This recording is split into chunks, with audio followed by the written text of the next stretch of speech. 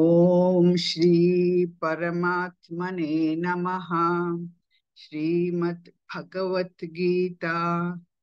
अथ दशमोऽध्यायः विभूति योगः। श्री भगवानुवाच भूय एव महाबाहो शृणु मे परमौ वचः यत्तेऽहं प्रीयमाणाय वक्ष्यामि हितकाम्यया न मे विदुःसुरगणाः प्रभवन्न महर्षयः अहमादिर्हि देवानां महर्षीणां च सर्वशः यो मामजमनादिं च वेत्ति लोकमहेश्वरम् असम्मूढः समर्थ्येषु सर्वपापैः प्रमुच्यते। बुद्धिर्ज्ञानमसम्मोहः क्षमा सत्यं दमः शमः सुखं दुःखं भवो भावः भयं चाभयमेव च अहिंसा समता तुष्टिः तपोदानय्यशो यशः भवन्ति भावा भूतानां मत्त एव पृथक्विधाः महर्षयः सप्त पूर्वे चत्वारो मनवस्तथा मद्भावा मानसा जाताः येषा लोक इमाः प्रजाः एताउ विभूति योगं च मम यो वेत्ति तत्त्वतः सो विकम्पेन योगेन युज्यते नात्र संशयः अहं सर्वस्य प्रभवः मत्तः सर्वं प्रवर्तते इति मत्वा भजन्ते मां बुधा भावसमन्विताः मच्चित्ता मद्गतप्राणाः बोधयन्तः परस्परं कथयन्तश्च मां नित्यं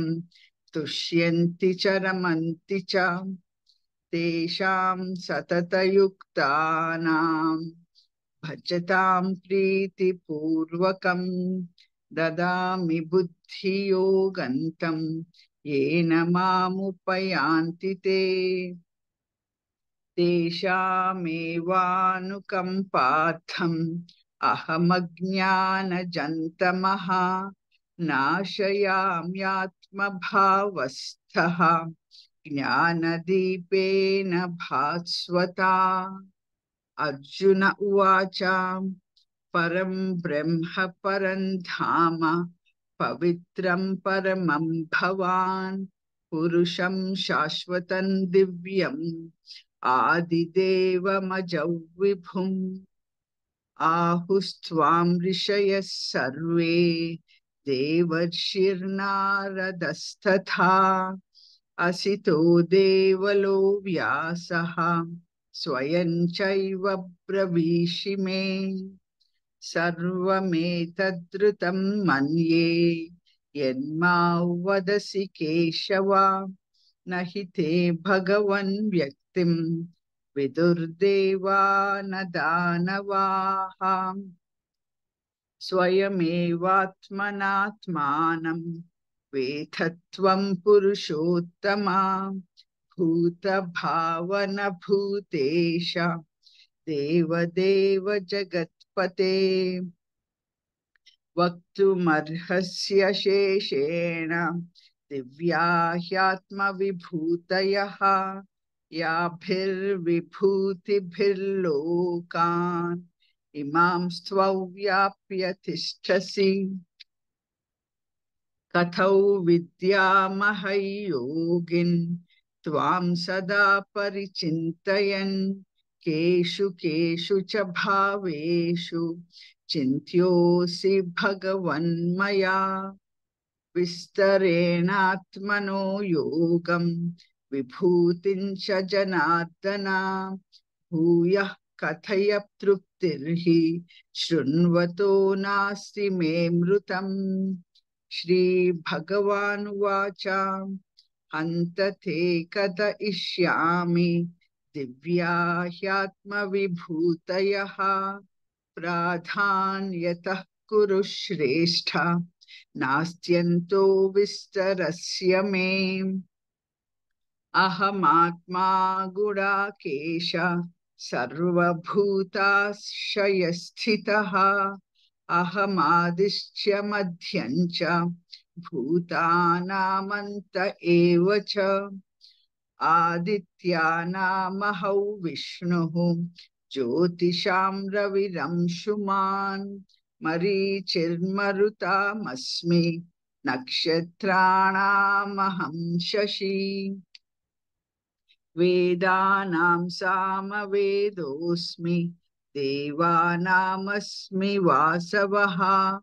इन्द्रियाणां मनश्चास्मि भूतानामस्मि चेतना। रुद्राणां शङ्करश्चास्मि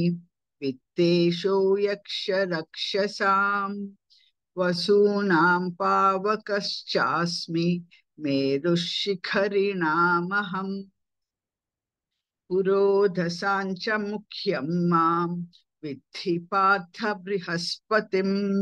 सेनानीनामहं स्कन्दः सरसामस्मि सागरः महर्षीणां भृगुरहं गिरामस्म्येकमक्षरं यज्ञानां जपयज्ञोऽस्मि स्थावराणां हिमालयः अश्वत्थः सर्ववृक्षाणां देवर्षीणां च नारदः गन्धर्वाणां चित्ररथः सिद्धानां कपिलो मुनिः इच्छैश्रवसमश्वानां विद्धि माममृतोद्भवम् ऐरावतं गजेन्द्राणां नराणां च नराधिपम् आयुधानामहौ वज्रं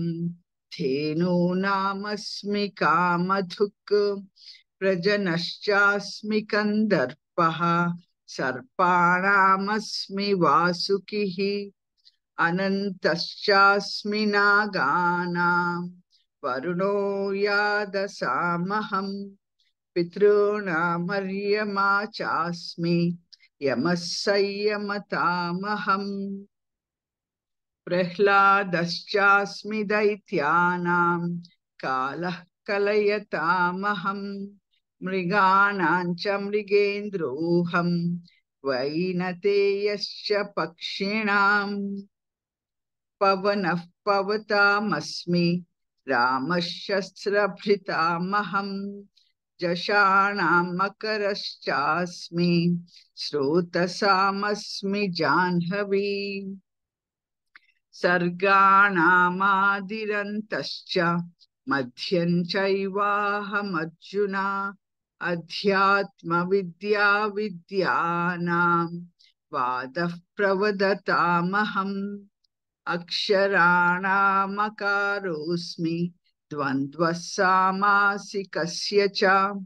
अहमेवाक्षयः कालः धाताहौ विश्वतो मुखः मृत्युः सर्वहरश्चाहम् उद्भवश्च भविष्यतां कीर्तिश्रीर्वाक्शनारीणां स्मृतिर्मेधा धृतिः क्षमा बृहत्साम तथा साम्नां गायत्री छन्दसामहं मासानां मार्गशीर्षोऽहं ऋतूनां कुसुमाकरः द्यूतं चलयतामस्मि तेजस्तेजस्विनामहं जयोऽस्मि व्यवसायोऽस्मि सत्वं सत्त्ववतामहम् वृष्णीनां वासुदेवोऽस्मि पाण्डवानां धनञ्जयः मुनीनामप्यहौ व्यासः कवीनामुशना कविः दण्डो दमयतामस्मि नीतिरस्मि जिगीषताम् मौनं चैवास्मि गुह्यानाम् ज्ञानं ज्ञानवतामहम् यच्चापि सर्वभूतानां बीजं तदहमर्जुन न तदस्ति विना यत् स्यात् मया भूतं चराचरम् नान्तोऽस्ति मम दिव्यानां विभूतीनां परन्तप एष तु देशतः प्रोक्तः विभूतेर्विस्तरो मया यद्यद्विभूतिमत्सत्त्वं श्रीमदूर्जितमेव वा तत्तदेवावगच्छत्वं मम तेजोंश संभवम् अथवा बहुनैतेन किं ज्ञातेन तवार्जुन विष्टभ्याहमिदं कृत्स्नम् एकांशेव स्थितो जगत् ओम तत्सदिति श्रीमद्भगवद्गीतासु उपनिषत्सु ब्रह्म विद्यायां योगशास्त्रे श्रीकृष्णार्जुन संवादे विभूति योगो नाम दशमोऽध्यायः। ओम श्री परमात्मने नमः। अथ एकादशोऽध्यायः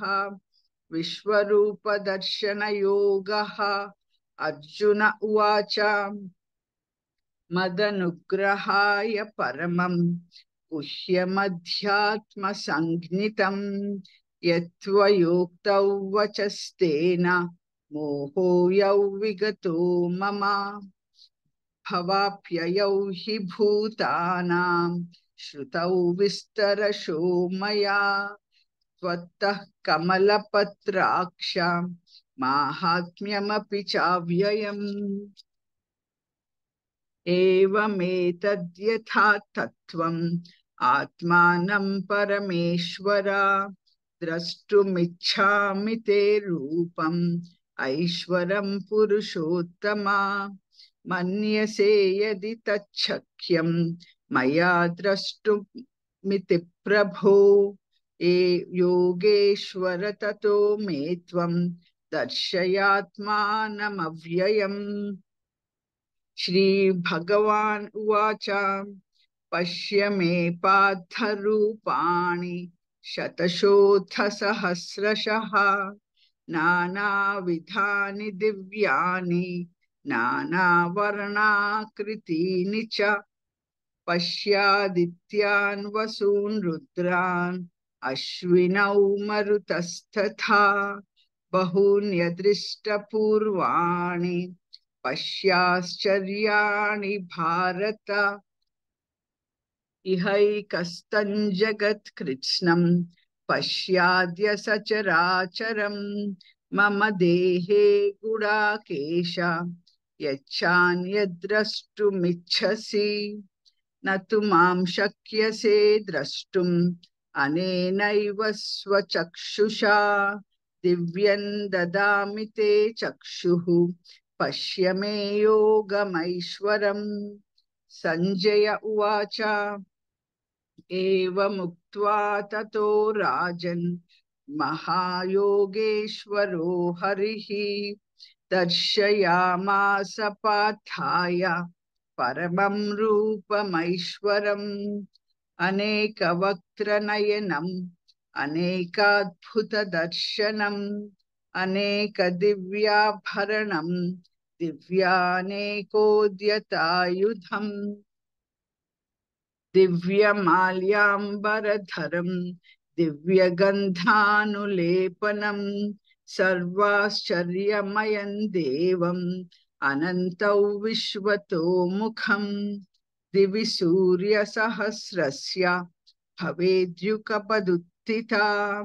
यदि भासदृशी सा स्यात् भासस्तस्य महात्मनः तत्रैकस्थं जगत्कृत्स्नं प्रविभक्तमनेकधा अपश्यद्देवदेवस्य शरीरे पाण्डवस्तदा ततः स विस्मयाविष्टः हृष्टरोमा धनञ्जयः प्रणम्य शिरसा देवं कृताञ्जलिरभाषत अर्जुन उवाच पश्यामि देवांस्तव देवदेहे सर्वांस्तथा भूतविशेषसङ्घान् ब्रह्माणमीशं कमलासनस्थं ऋषींश्च सर्वानुरगांश्च दिव्यान् अनेकबाहूदरवक्त्रनेत्रं पश्यामि त्वां सर्वतोऽनन्तरूपं नान्तन्न मध्यन्न पुनस्तवादिं पश्यामि विश्वेश्वर विश्वरूपा किरीटिनं गदिनं चक्रिणं च तेजो राशिं सर्वतो दीप्तिमन्तं पश्यामि त्वां दुर्निरीक्ष्यं समन्तात् दीप्तानलार्कद्युतिमप्रमेयम् त्वमक्षरं परमव्वेदितव्यं त्वमस्य विश्वस्य परन्निधानम् त्वमव्ययः शाश्वतधर्मगोप्ता सनातनस्त्वं पुरुषो मतो मे अनादिमध्यान्तमनन्तवीर्यम् अनन्तबाहुं शशिसूर्यनेत्रं पश्यामि त्वां दीप्तहुताशवक्त्रं स्वतेजसा विश्वमिदन्तपन्तम् द्यावा पृथिव्योरिदमन्तरं हि व्याप्तं त्वयैकेन दिशश्च सर्वाः दृष्ट्वाद्भुतं रूपमुग्रं लोकत्रयं प्रव्यथितं महात्मन् अमीहि त्वां सुरसङ्घा विशन्ति केचिद् भीताः प्राञ्जलयो गृह्णन्ति स्वस्तीत्युक्त्वा महर्षिसिद्धसङ्घाः स्तुवन्ति त्वां स्तुतिभिः पुष्कलाभिः रुद्रादित्या वसवो ये च साध्याः विश्वेश्विनौ मरुतश्चाश्मसापाश्च गन्धर्वयक्षासुरसिद्धसङ्घाः वीक्षन्ते त्वां विस्मिताश्चैव सर्वे रूपं महते बहुवक्त्रनेत्रं महाबाहो बहुबाहूरुपादं बहूदरं बहुदंष्ट्राकरालं दृष्ट्वा लोकाः प्रव्यथितास्तथाहम् नभस्पृशन् दीप्तमनेकवर्णं व्याताननं विशालनेत्रं दृष्ट्वा हि त्वां प्रवथितान्तरात्मा धृतिर्न विन्दामि शमं च विष्णो दंष्ट्राकरालानि च ते मुखानि दृष्ट्वैव कालानलसन्निभानि दिशो न जाने न लभे च शर्मा प्रसीद देवेश जगन्निवासाम् अमी च त्वां धृतराष्ट्रस्य पुत्राः सर्वे सहैवावनिपालसङ्घैः भीष्मो द्रोणः सूतपुत्रस्तथासौ सहस्मदीयैरपि योधमुख्यैः वक्त्राणि ते त्वरमाणा विशन्ति दंष्ट्राकरालानि भयानकानि केचिद्विलग्ना दशनान्तरेषु सन्दृश्यन्ते चूर्णितैरुत्तमाङ्गैः यथा नदीनां बहुवोऽम्बुवेगाः समुद्रमेवाभिमुखा द्रवन्ति तथा तवामि नरलोकवीराः विशन्ति वक्त्राणि अभिविज्वलन्ति यथा प्रदीप्तं ज्वलनं पतंगाः विशन्ति नाशाय समृद्धवेगाः तथैव नाशाय विशन्ति लोकाः तवापि वक्त्राणि समृद्धवेगाः लेलिह्यसे ग्रसमानः समन्तात् लोकान् समग्रान् वद नैज्ज्वलद्भिः तेजोभिरापूर्य जगत्समग्रं भासस्तवोग्राः प्रतपन्ति विष्णो आख्याहि मे को भवानुग्ररूपः नमोऽस्तु ते देववर प्रसीद विज्ञातुमिच्छामि भवन्तमाद्यं न हि प्रजानामि तव प्रवृत्तिम् श्रीभगवानुवाच कालोऽस्मि लोकक्षयकृत् प्रवृद्धः लोकान् समाहर्तुमिह प्रवृत्तः ऋते पीत्वान्न भविष्यन्ति सर्वे येव स्थिताः प्रत्यनीकेषु योधाः तस्मात् त्वमुत्तिष्ठ यशो लभस्व जित्वा शत्रून् भुङ्क्ष्व राज्यं समृद्धम् मयैवैते निहताः पूर्वमेव निमित्तमात्रं भव सव्यसाचिन् द्रोणं च भीष्मं च जयद्रथं च कर्णं तथान्यानपि योधवीरान् मया हतां स्वञ्जहिमा व्यदिष्टाः यद्यस्वजेतासि रणे सपत्नान् संजय उवाच एतच्छ्रुत्वा वचनं केशवस्य कृताञ्जलिर्वेपमानः किरीटी नमस्कृत्वा भूय एवाह कृष्णं सगद्गदं भीतः प्रणम्य अर्जुन उवाच स्थाने ऋषिकेश तव प्रकीर्त्या जगत्प्रहृष्यत्यनुरज्यते च रक्षांसि भीतानि दिशो द्रवन्ति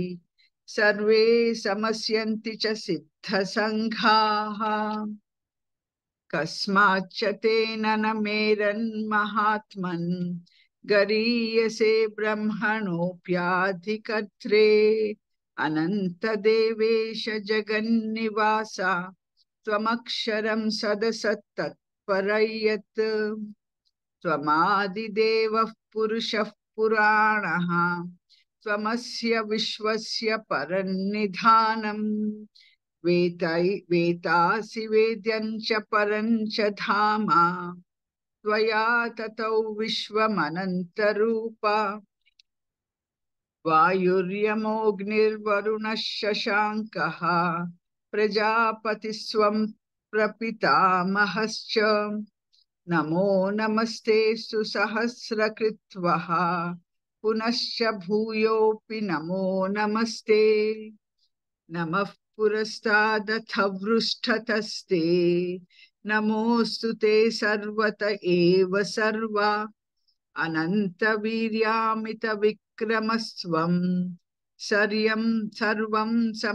समाप्नोषि ततोऽसि सर्वः सखेति मत्वा प्रसभय्यदुक्तं हे कृष्ण हे यादव हे सखेति अजानता महिमानन्तवेदं मया प्रमादात् प्रणयेन वापि यच्चावः सार्धमसत्कृतोऽसि विहारशय्यासनभोजनेषु एकोऽथवाप्यच्युत तत्समक्षं तत्क्षामये त्वामहमप्रमेयम् पितासि लोकस्य चराचरस्य त्वमस्य पूज्यश्च गुरुर्गरीयान् न त्वत्समोऽस्त्यभ्यधिकः कुतोऽन्यः लोकत्रयेऽप्यप्रतिमप्रभावा तस्मात् प्रणम्य प्रणिधाय कायं प्रसादये त्वामहमीश मीढ्यम् पितेव पुत्रस्य सखेव सख्युः प्रियः प्रियायार्हसि देव सोढुम् अदृष्टपूर्वं हृषितोऽस्मि दृष्ट्वा भयेन च प्रव्यथितं मनो मे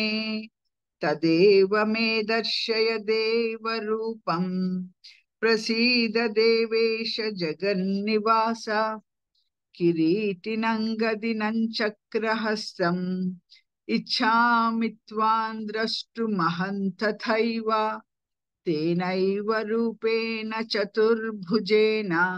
सहस्रबाहो भव विश्वमूर्ते श्रीभगवान् उवाच मया प्रसन्नेन तवार्जुनेदं रूपं परं दर्शितमात्मयोगात् तेजोमयौ विश्वमनन्तमाद्यं यद्वं त्वदैनेन यन्मे त्वदन्येन न दृष्टपूर्वम् न वेदयज्ञाध्ययनैर्न दानैः न च क्रियाभिर्न तपोभिरुग्रैः एवं रूपः शक्य अहं नृलोके द्रष्टुं त्वदन्येन कुरु प्रवीर मा ते व्यथा मा च विमूढभावः दृष्ट्वा रूपं घोरमीदृं ममेदम् व्यापेतभिः प्रीतमानाः पुनस्त्वं तदेव मे रूपमिदं प्रवश्य संजय उवाच इत्यर्जुनौ वासुदेवस्तथोक्त्वा स्वकं रूपं दर्शयामास भूयः आश्वासयामास च भीतमेनं भूत्वा पुनः सौम्य वपुर्महात्मा अर्जुन उवाच दृष्ट्वेदं मानुषं रूपं तव सौम्यं जनार्दन इदानीमस्मि संवृत्तः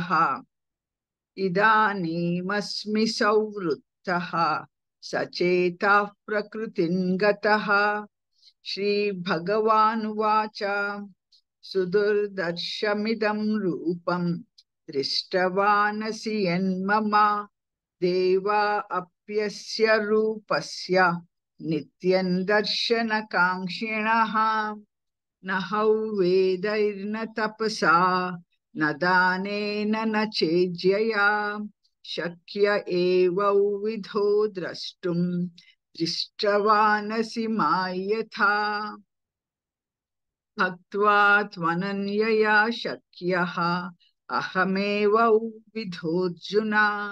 ज्ञातुं द्रष्टुं च तत्त्वेन प्रवेष्टुं च परन्तप मत्कर्म कृन्मत्परमः मद्भक्तः सङ्गवर्जितः निर्वैरः सर्वभूतेषु यः स मामेति पाण्डव ॐ तत्सदिति श्रीमद्भगवद्गीतासु उपनिषत्सु ब्रह्मविद्यायां योगशास्त्रे श्रीकृष्णार्जुन संवादे विश्वरूपदर्शनयोगो नाम एकादशोऽध्यायः। ॐ श्री परमात्मने नमः। अथ द्वादशोऽध्यायः भक्तियोगः। अर्जुन उवाच एवं सततयुक्ता ये भक्तास्त्वां पर्युपासते ये चाप्यक्षरमव्यक्तं तेषां के योगवित्तमाः। श्रीभगवानुवाच मय्यावेश्य मनो ये मां उपासते श्रद्धया परयोपेताः ते मे युक्ततमा मताः ये त्वक्षरमनिर्देश्यम् अव्यक्तं पर्युपासते सर्वत्र गमचिन्त्यं च कूटस्थमचलं ध्रुवम् सन्नियम्येन्द्रियग्रामम् सर्वत्र समबुद्धयः ते प्राप्नुवन्ति मामेव सर्वभूतहिते रताः क्लेशोऽधिकतरस्तेषाम् अव्यक्तासक्तचेतसाम् अव्यक्ता हि गतिर्दुःखम् देहमद्भिरवाप्यते ये तु सर्वाणि कर्माणि मयि सन्न्यस्य मत्पराः अनन्येनैव योगेन मां ध्यायन्त उपासते तेषामहं समुद्धर्ता मृत्युसंसारसागरात् भवामि न चिरात् पार्थ मय्यावेशितचेतसाम् मय्येव मन आधत्स्व मयि बुद्धिं निवेशय निवसिष्यसि मय्येव अत ऊर्ध्वन्न संशयः अथ चित्तं समाधातुं न शक्नोषि मयि स्थिरम् अभ्यासयोगेन ततः मामिच्छाप्तुं धनञ्जय अभ्यासेऽप्यमब्दोऽसि मत्कर्म परमो भव मदर्थमपि कर्माणि कुर्वन् सिद्धिमवाप्स्यसि अथैतदप्यशक्तोऽसि कर्तुं मद्योगमाश्रितः सर्वकर्मफलत्यागं ततः कुरु यतात्मवान् श्रेयो हि ज्ञानमभ्यासात् ज्ञानाध्यानौ विशिष्यते ध्यानात् कर्मफलत्यागः त्यागात् शान्तिरनन्तरम् अद्वेष्टा सर्वभूतानां मैत्रः करुण एव च निर्ममो निरहङ्कारः समदुःखः सुखः क्षमी सन्तुष्टः सत्ततः योगी यतात्मा दृढनिश्चयः मय्यर्पितमनो बुद्धिः यो मद्भक्तः स मे प्रियः यस्मान्नो द्विजते लोकः लोकान्नो द्विजते च यः हर्षामर्षभयोद्वेगैः मुक्तो यः स च मे प्रियः अनपेक्षः शुचिर्दक्षः उदासीनो गतव्यथः सर्वारम्भपरित्यागी यो मद्भक्तः स मे प्रियः यो न हृष्यति न द्वेष्टि न शोचति न काङ्क्षति शुभाशुभपरित्यागी भक्तिमान् यः स मे प्रियः सम्मशत्रौ च मित्रे च तथा मानापमानयोः शीतोष्णसुखदुःखेषु समसङ्गविवर्जितः तुल्यनिन्दास्तुतिर्मौनी सन्तुष्टो येन केनचित् अनिकेतस्थिरमतिः भक्तिमान् मे प्रियो नरः ये तु धर्म्यामृतमिदं यथोक्तं पर्युपासते श्रद्धनाधानामत्परमाः भक्तास्तेतीव मे प्रियः ॐ तत्सदिति श्रीमद्भगवद्गीतासु उपनिषत्सु